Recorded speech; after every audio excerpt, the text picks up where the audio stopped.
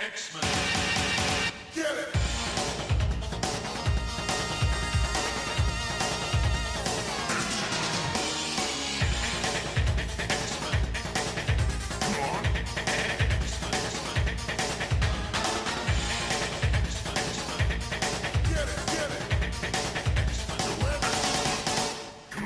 Hey everyone, and welcome to another exciting episode of Battle of the Atom. This is the weekly X-Men podcast where we rank every story from A to Z. I'm Adam. And I'm Zach. And Adam! Yo. It's 2019. Yeah. This is our first one in the newest of years. Yeah, did we say Happy New Year last episode? I can't remember. Anyway, Happy New Year, everybody. Happy New Year. Happy New Year, people. And with the new year comes what some people are hoping for to be social upheaval, a real change. You know, the proletariat rising up against the bourgeois and a resistance, kind of taking over. A resistance, if you will. Yes. We've now become an Antifa podcast. I don't know if you guys got those programming notes. We're going real hard in the paint politically here in 2019, and I hope everyone's okay with that change of pace. So, what are we talking about today, Adam? We're going to talk about It's an X-Men update. This was supposed to be over, and I'm sorry. Look, man, the age of X-Men is upon us. How could X-Men updates ever be over? So what's the X-Men update? Okay, so number one, we are not going to update every time we read an issue of Age of X-Men, because that takes us through July. Yeah, that'd be pretty rough. That's a lot. We'd turn into a recap show. Remember how this entire segment started? Because it started with a package. I do, yeah. Not X-Man's package. No. A package of X-Man. Yes. I received another package today. Oh, God. What did you get now? Friend of the show, Tom Cummins, with help from friend of the show, Charlie Davis, sent me a blanket. A large fleece blanket. And on it is the promo art for Age of X-Man. That's awesome. By, I think, Raza? Wow. That's cool. It's very nice. My son kept asking, who's on that? And my wife said, X-Man. And he said, yeah, it's X. He's not an X-Man. Who is he? She said, X-Man. He said, no, that's not an X-Man. X-Mans are Wolverines. Who is he? And I said, babe, he's not going to parse this one. Oh, man. That's great. That's a fun one to explain to guests. Yes, it is very comfy, and it goes well with our nice new sectional. So thank you. My wife is thrilled. But seriously, thank you guys. It's not a Snuggie? No, it's not a Snuggie. Not a Snuggie. I wish, dang it. That's the only way that could have been better, is if there was a Snuggie option from the Walmart photo print shop. Hey, a giant fleece blanket with cover art on it is a fun idea. So nice job, guys. Yeah, I need to stop making jokes because somehow they're turning into reality. It's scaring me. At this point, the novelty has worn off, and now I'm just terrified of what I can rot. Yeah, friends have your email address, and they read your Twitter, so this could be crazy. It's terrifying. All right. Anyway, back to taking down the government. What are we talking about today? Today we have 3 stories that are all about the metaphorical story state of Genosha. So we're gonna go to when they first introduced it, to the most famous crossover, and then a story that I had never read where they kind of follow up on some of it. So where are we starting today, Zach? Well, we're not starting with the request that came from Vishal Guapali, who I've known for a while. He's a real cool dude. So VG, thank you for supporting the podcast. It means a lot. He went on over to patreon.com/XavierFiles. He pitched in a couple of bucks, and he got an episode crafted around his suggestion, which is actually going to be the second. It's X-Tinction Agenda. Like, come on, people. Why should I hide it? It's in the episode notes. It's in the art. That's right. People know what they're getting. And we said we're talking about Genosha in a famous crossover. But we'll do that second, because for the people who don't know Genosha, I think our starting place is a good place to start.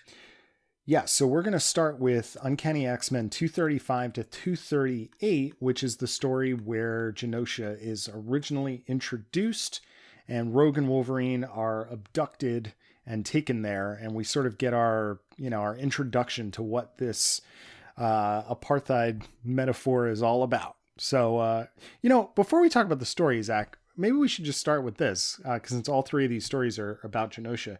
Do you believe that the concept of Genosha works? Like, do you like it as a storytelling technique, as an extension of the mutant metaphor, if you will?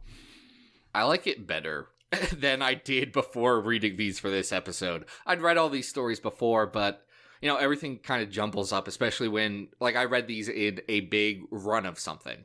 Yeah. But going back and specifically looking at the concept of Genosha, which, started out as a place where it was a rich, wealthy nation off the coast of Africa. And the big differentiator was that they had a mutant population that was controlled by the government and used for their labor. Mm-hmm. And it can be clunky at times. Oh, sure. But I think as a storytelling device to show mutant oppression, it works really well, especially because you can't have the US government doing these things, even though there are government sanctioned killbots, because the Marvel universe is more or less supposed to be the world outside your window. Mm-hmm. And there's only so far you can stretch it before it stops being that. So as bad and as weird as Marvel America and, our America is, I think that it is a good story to tell. I think where the Genoshan stuff works the best is really in this first story, if only because it's open enough as a story and as a concept that it doesn't have to be a direct parallel. For example, the opening of the story actually seems to be much more of a jumping across Berlin Wall kind of a thing. There's a variety of different kinds of parallels that you could make to what's going on in the world at that time. So I think it works okay in this storyline. We've got Chris Claremont writing on 2 issues. We have Rick Leonardi doing the artwork. On 2 of the issues, we have Silvestri doing the artwork. And it's an interesting kind of premise that we've got here. We're introducing a lot of characters and a lot of world building happening in a very, very short period of time. Yeah, and I like it. I think Claremont does a very good job setting up this new place. Yeah. And making it feel vibrant and rich and real. That's the coolest thing I think he did with Genosha is the Genoshans who are in power don't feel like evil caricatures. They feel like real people who have real hobbies and a real life and are also evil. That's just what they do. They don't think about it. It's a very apt way to describe this. Because, the Gingineer, which is a bad name, and no government official should be called that.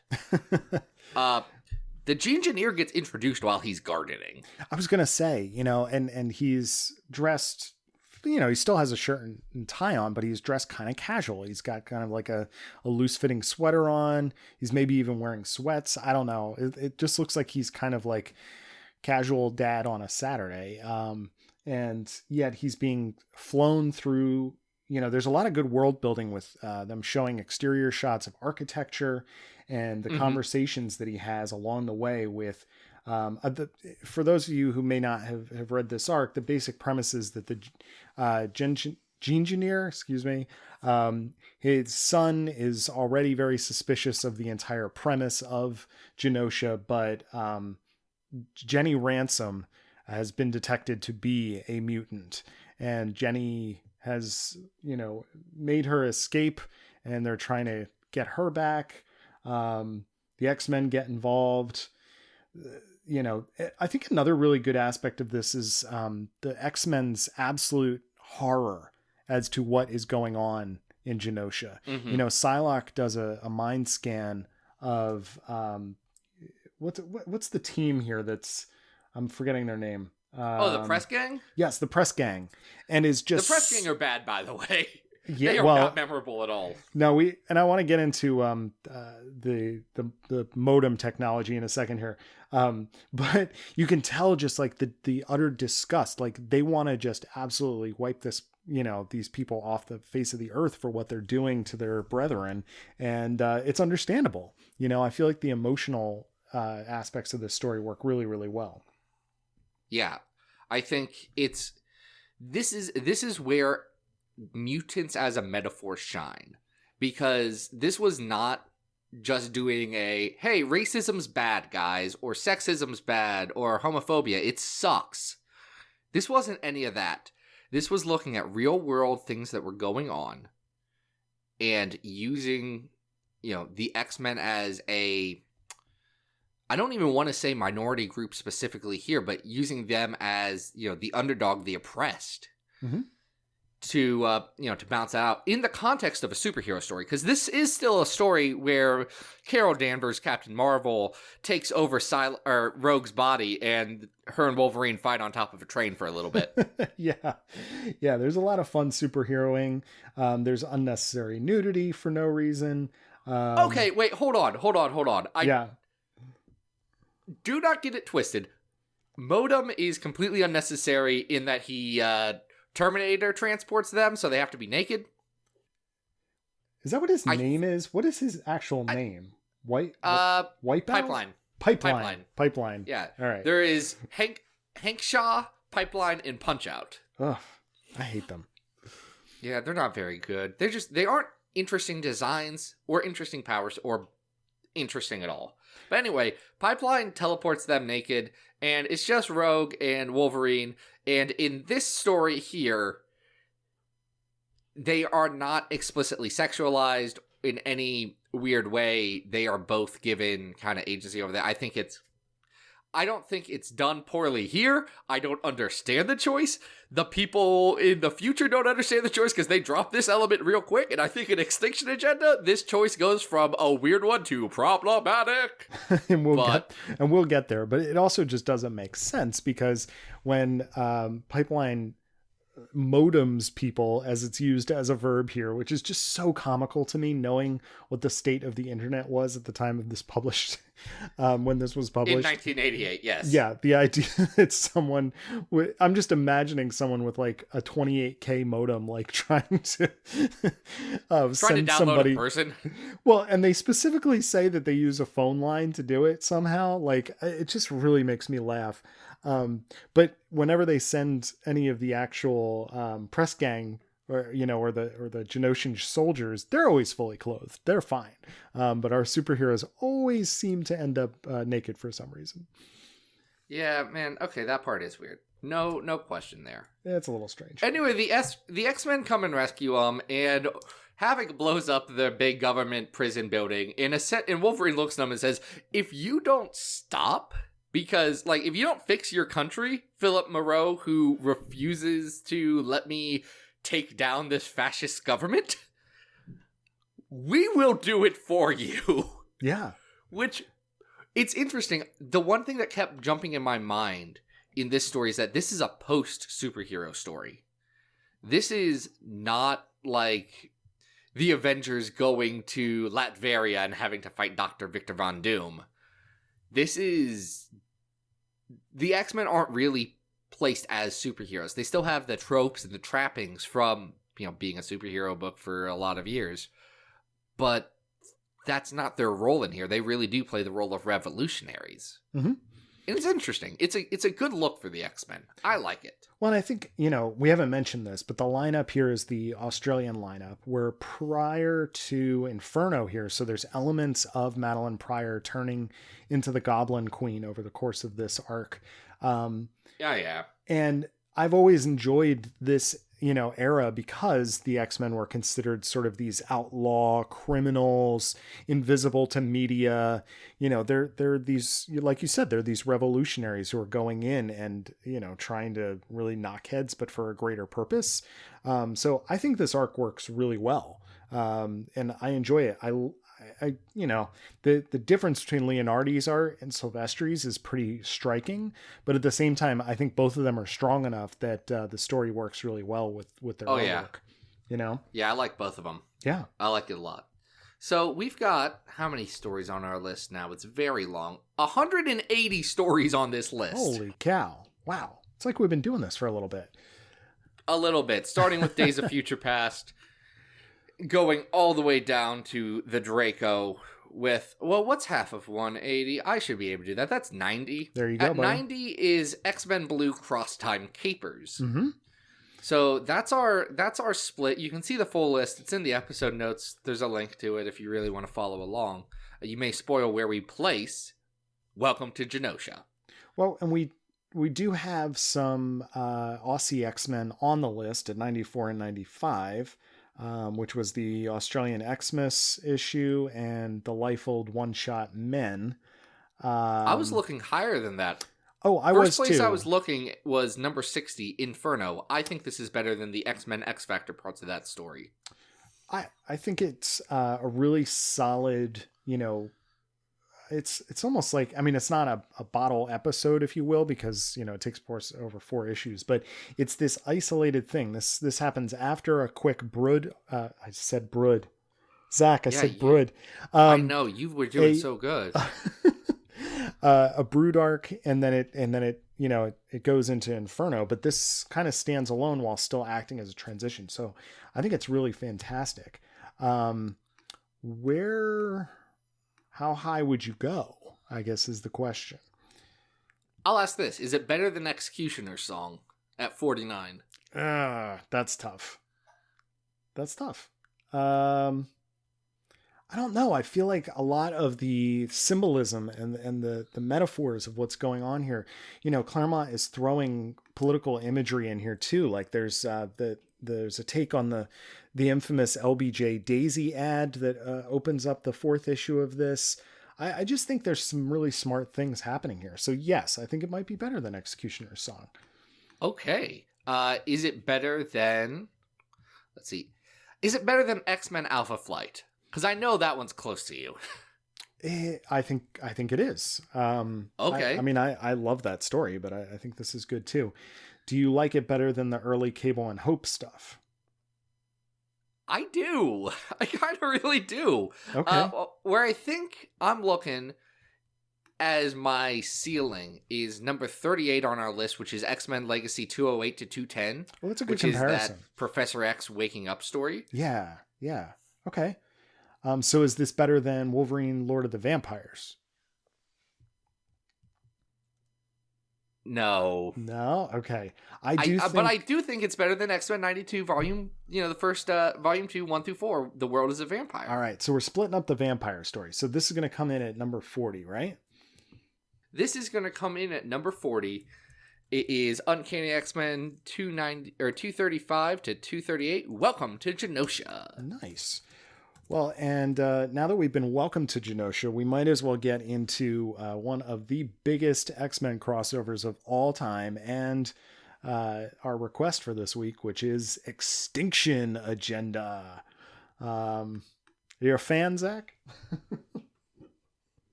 Nah. If I'm being honest, no.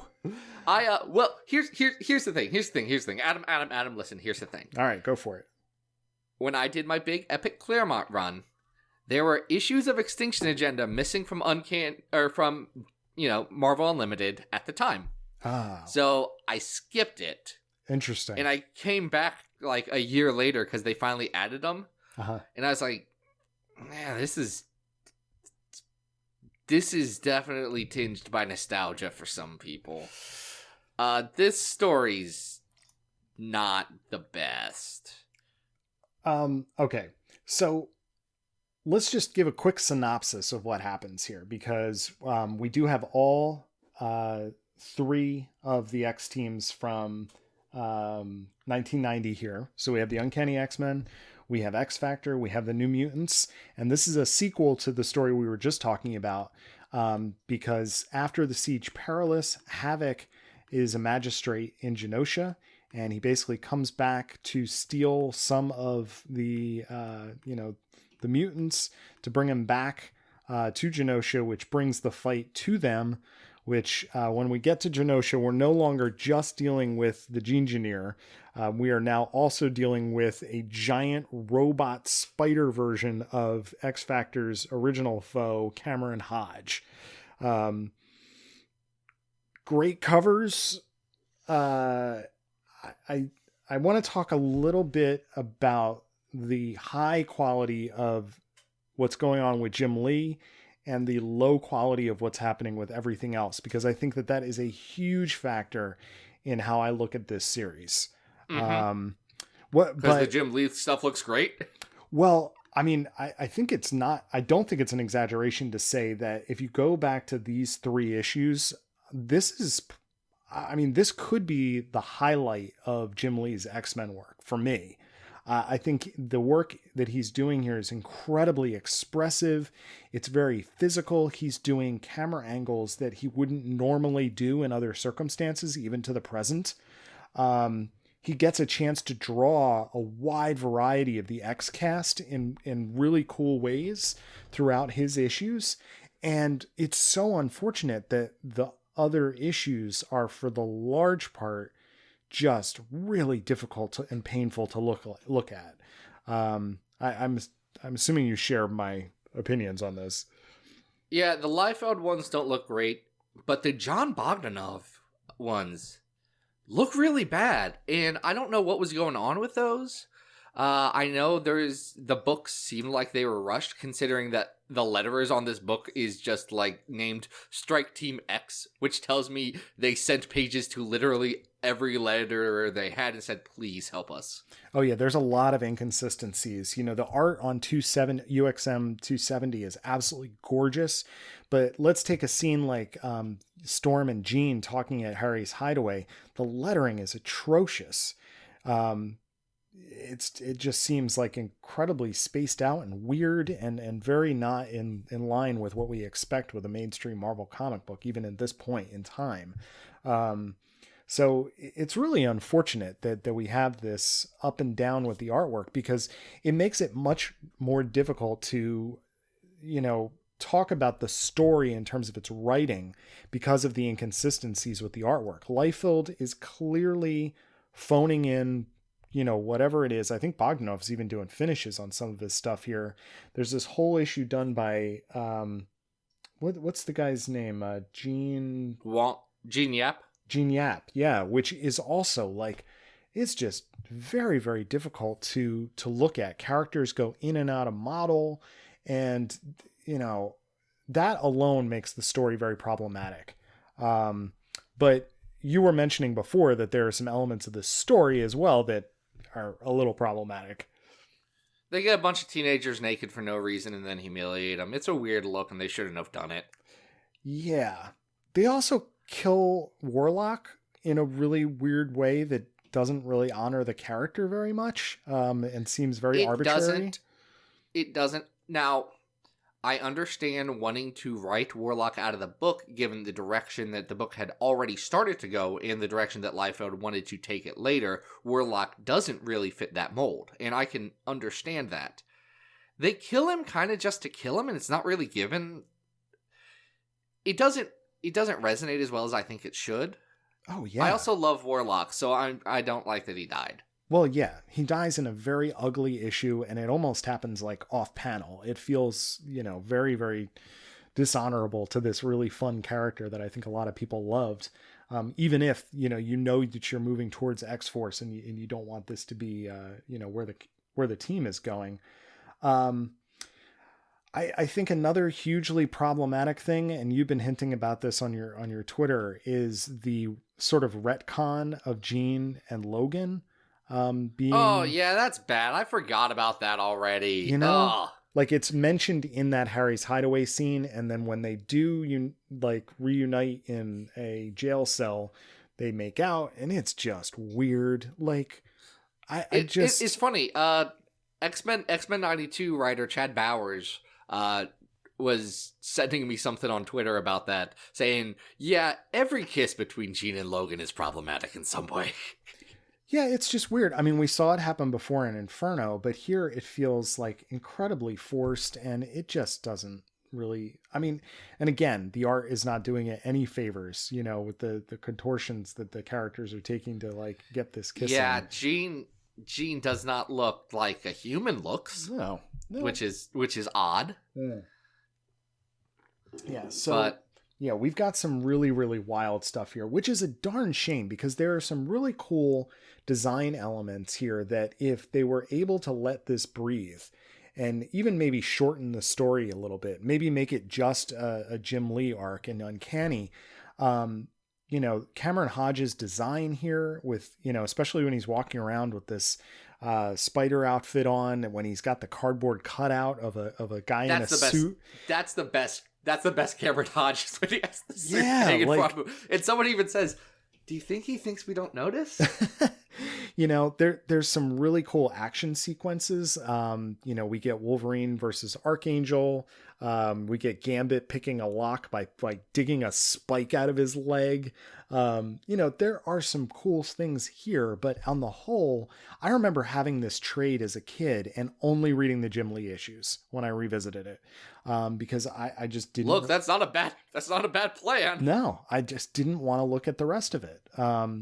So I can't really recommend this. And you were mentioning before, I don't remember if you said this on air or off air, but the idea of nostalgia may have clouded people's recollections of like the quality of this story. Would you agree? Yeah, this is weird. So one thing, if you notice how we're talking about this, we haven't talked much about the actual plot or the things that happen because it's so bare bones. Some new mutants get kidnapped and the X-Men go take over Genosha and save them. Right. That's 9 issues. Yeah, Storm is made into a mutate and re-aged. So she's not... Which is done so weird. Like, the panel that she becomes an quote-unquote adult again, mm-hmm. She's drawn pretty much the same way as when she was supposed to be like 11. She's just It's bald. like her legs are a bit longer. Right. Well, and that, that goes to how people can or cannot draw children. And gosh, it wasn't really ever defined as to how old Storm was when she was de-aged either, right? Yeah, also, how they say she got re-aged is weird because it all happens off panel. It's like, oh yeah, the Gene Engineer did all this, and now you can touch people and give them their powers back. Oh yeah. She gets turned into a weird plot device. Like, it's... Yep. It doesn't make a lot of sense. It's not much to it. It's a bunch of fight sequences, mm-hmm. and then they take down a fascist regime and say, dang, Havoc, you're staying around to fix this, right? Got it. Thanks, man. Yeah, and, some of the repercussions that come out of this with Havoc and Reign that Peter David works with in, his arc of X Factor, they're interesting. The story itself, it's really, it's almost an eyesore. Flipping through the final issue of this, just looking at Reign, who is so off model as like this gigantic, ripped shirt werewolf type looking thing. Oh yeah, she looks bad. It's just tough. It's really tough. And with a little bit more patience, I think this could have been much better. But as it stands now, I can't really recommend it very much. Whew. So yeah, if you like X-Tinction Agenda, tell us why. Because I don't get it. Well, again, some of the most beautiful Jim Lee artwork, some of the spreads here, some of the action work, it's absolutely gorgeous. But, as you said, the story is thin. And when you get to the other, 6 parts of this, they're really, really bad. So you can't just recommend an entire crossover over the quality of the artwork in 3 of those issues. So I've got a good thought then. Yeah. Of where to start. Okay, let's go.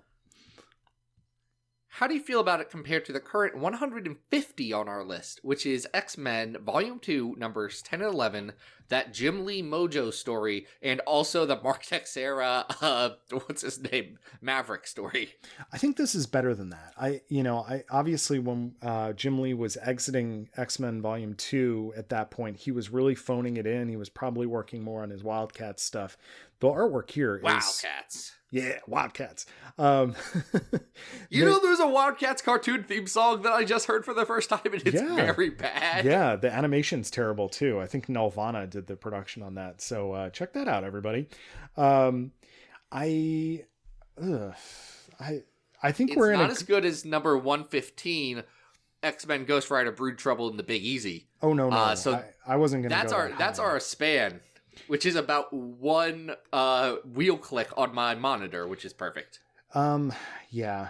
I mean, I think we're in the right part of the list. I think the question is just how low are we willing to go? There's some other arcs that I think could be good touch points here, like the Enter the Void, which is the Whilce Portatio Uncanny X-Men 284 to 286. Another kind of thin but visually strong story with his issues. How do you feel about it compared to that? I think that's more consistent. I think it's better too. Can I tell you a really dirty secret about X-Tinction Agenda? Yeah, go ahead. I fall asleep every time I read X-Tinction Agenda. Yeah, that's because it does not keep your attention. I've done it several times, and I've fallen asleep in the middle of it several times. How about we recently did X Campus? Better or worse than X Campus? The Jim Lee issues are better than X Campus. Yeah, they are. But the rest of it isn't.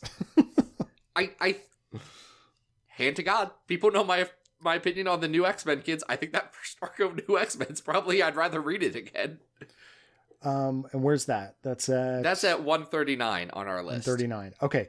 All right. I'm going to recommend that we put it no lower than 145, which is Murder Grandpas. We've got two very thin stories there. 144 is Generation X 62 Monet Vampire Slayer, and then we have Murder Grandpas. I think this is better than those two. Yeah, I was actually going to say, let's put it at our new 141 below the Uncanny X-Men, X-Men Children of the Atom crossover, the 35th anniversary. Great place to put it. I love it. So that makes X-Tinction Agenda our new 141 on the list. I feel like we probably just made a lot of people angry. What do you think? I feel like this is a much more defensible position than saying Inferno wasn't as good as you think it is. Well, folks, if you knew we hated Inferno, which, we don't hate Inferno. We just have to judge it against other things. Wait, hold on. Inferno, where is that on the list?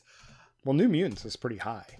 Okay, you say we hate Inferno. The main Inferno arc is still number 61 on our list. That's not bad. No, not at all. No, we don't. We just don't think Inferno's the best. Yeah. All right, so we've sort of slipped in quality here. So where are we going next? Because I had not read this next arc, and I was kind of surprised to see that it was kind of an extension of what we were just talking about. Yeah, this next arc is Cable 26 through 28, The Long Way Home.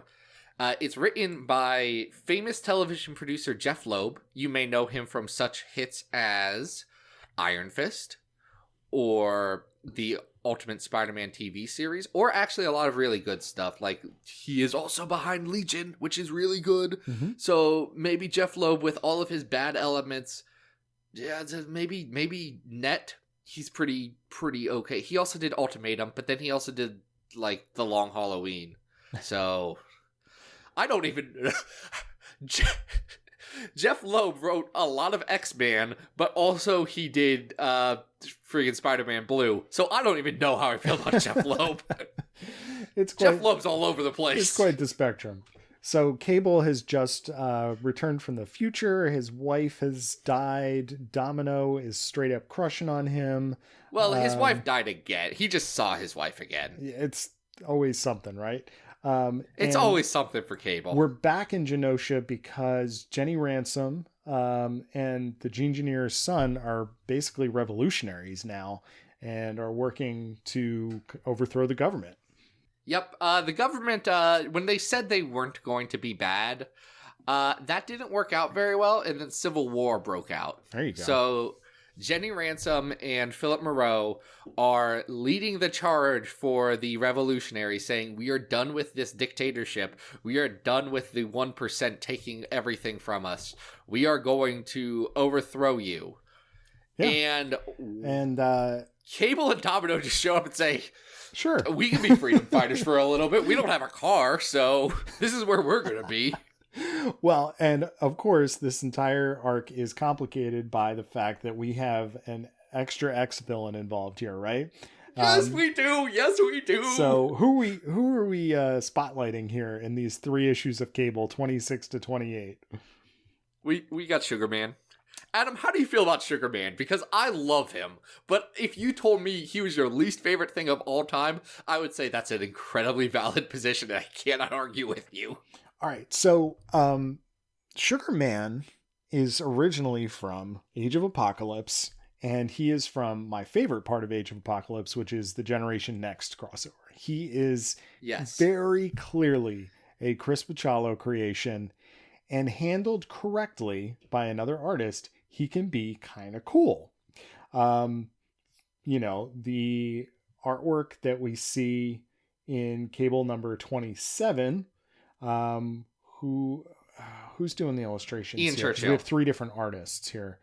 We've got Rob Haynes and Randy Green on the first issue, Ian Churchill on the second, and Wilfred Santiago on the third. Okay. But we do have Scott Hanna inking the last 2, so they feel pretty consistent. A little similar, right? So Ian Churchill's got the best handle on what Sugar Man is supposed to look like. The other 2 artists kind of don't, you know. So if Sugar Man is handled incorrectly, he basically looks like a sweet potato that you just stuck a bunch of stuff into and then put into 1990s TGI Friday overalls with buttons all over it. So it's a mixed bag. He has 4 arms, by the way. He has 4 arms. 4 arms. In one arm, he has a gun. Yep. One arm, he has a hatchet. One arm, he has a knife. In one arm, he has a hammer that has a bunch of inside jokes from Marvel editorial on it.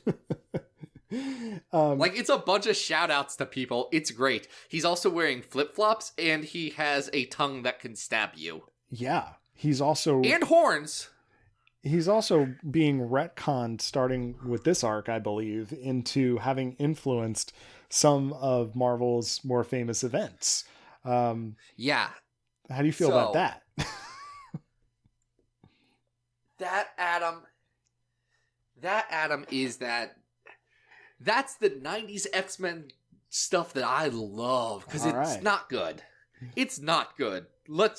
Things I love and things that are good are very different. This is 90s X-Men just saying, how can we complicate things unnecessarily? I know, let's have multiple characters from the Age of Apocalypse steal Age of Apocalypse Sinister's detailed genetic information about mutants, send them back in time, and have them influence Genosha and the Morlocks, respectively, and then have 616 Sinister be real pissy about it. I do like that.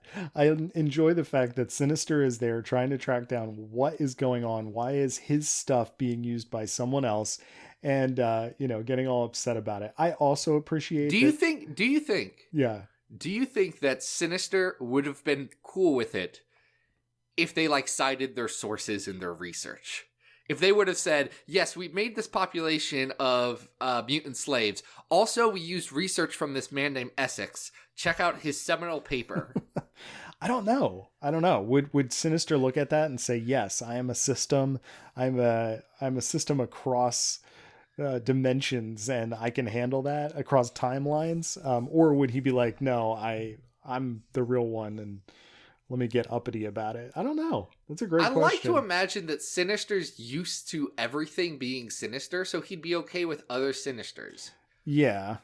I do think, though, that him discovering that his science was used by a guy who does X-Men fan art and sticks it to the wall of his, his hidden lab, which if I forgot about that. Yeah, there's some really Sugar Man does that. Yeah, Sugar Man does like really bad X-Men drawings and sticks them to his wall. It's never commented on. It's just very funny. So there's some good stuff happening here. I do like the revolutionary stuff. The art is inconsistent across the 3 issues, but unfortunately, there's not a lot really going on here. No, it's Cable and Domino are essentially on a roller coaster of, okay, crap, we're in Genosha. Oh, there's a revolution going on. Well, we have history of guerrilla warfare, so why not? These seem like bad people anyway. And then you have them finding Sugar Man and Sugar Man saying, hey, I'm going to blow up the friggin' terminal reactor. And then the last issue is a 60-second time span of them escaping. Yeah, that really does not work either. Like, you're reading this issue going, this has taken more than a minute, folks. Yeah, it's not done as well as when, like, Claremont and Bachelot do that with End of Grays. Oh, yeah. No, like, each page takes, 2 minutes here, clearly. It's definitely not happening in 60 seconds. So there's fun to be had here, but it also feels like, a bit shoehorned. There's some stuff about Cable being a messiah for this group or something, and that feels a little weird. I don't think that's ever even touched on again. No, of course not. It is what it is. I thought it was interesting that plot lines from X-Tinction Agenda were still being picked up and developed into storylines in a Cable story. I thought that was interesting. Yeah, Cable from 96. It's got some interesting stuff to it. This is just something, it's a weird oddity. It's not bad. It's not good either. Can I tell you one thing that really bothered me, though, when I was reading it? Yeah, go for it. Especially on issue 27, the coloring is not good. Yeah. Well, they just discovered they could use computers, mm-hmm. and they discovered that the computer had a lens flare button. Now, it just made one type of lens flare, but they used that on everything, regardless of where the light source was coming from, and regardless of, does this look good? Well, there's a two-page spread that, with the press gang coming in and shooting at the revolutionaries, that it has this color palette that a lot of the comic books at the time had. I feel like it was influenced greatly by some of the coloring work that was being started at Image. And then Marvel was really, I can't speak for DC because I wasn't reading it at the time, but there's sort of an orange yellow hue to everything, regardless of what color the other objects are, everything is sort of in that palette. And I agree. It's very, very strange. Yeah. This is very much a comic of its time. Oh, yeah. With everything that implies.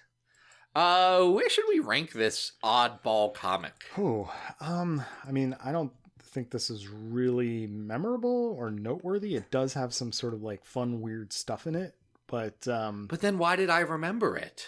Well, because you obviously love Sugar Man, and I do love Sugar Man. I'm spoiler alert for Uncanny X-Men #1 from a couple months ago now. The murder of Sugar Man both caught me by surprise and made me very sad. Oh, yeah. Just X-Man, don't kill Sugar Man, please. He's bad, but I liked him. All right, let's look at some of the stuff that we've got down in, below 150. Wait, do you think this is worse than X-Tinction Agenda? Yeah, I do, because we have. Okay. Yeah, I mean, it's got a lot of the same problems. Very inconsistent artwork. Nothing is really happening. The Ian Churchill issue is actually pretty nicely drawn. It's done pretty well. Do you think this is better than X-Tinction Agenda? I don't know. I don't know. Maybe. I don't know how I feel. X-Tinction Agenda is just very long. When X-Tinction Agenda is good, it's pretty good. When it's bad, it's real bad. Yeah. That's already set in stone. We're not changing that. Can I tell you what I'm pretty sure this is better than? Yeah, go ahead.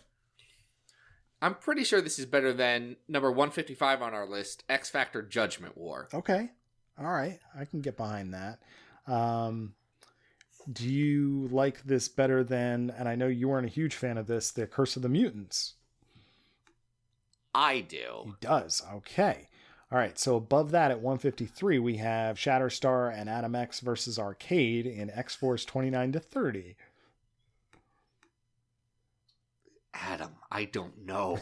Now we're getting into some real tough choices. Oddly similar stories. I really think these are like they're nothing stories. Yeah, this they range right here. Dumb 90s stuff. All right, so let's see if this is a ceiling for you. Ultimate X-Men Sinister arc with the stairs. Stairs moment. is better. Stairs is better. Stairs is okay. better. So stairs is better. If I have to choose, I'm taking the stairs. So the real decision we have to make here is whether this is better or worse than Shatterstar and Adam X versus Arcade. I would pick the X-Force arc over this. What would you think? I would pick the X-Force arc over this. All right. So this is going to be our new 154. This is going to be our new 154. This is Cable The Long Way Home. The Long Way Home. Ah, man. This is... I just love the Sugar Man so much. we'll keep talking about him. It's not like he doesn't appear again. Wow. Okay. He doesn't appear much. Hold on. Do you think Sugar Man shows up a ton?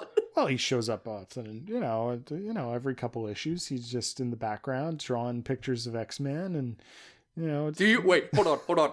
This is the best part. Do you know how Sugar Man came to the 616 universe? I have no idea.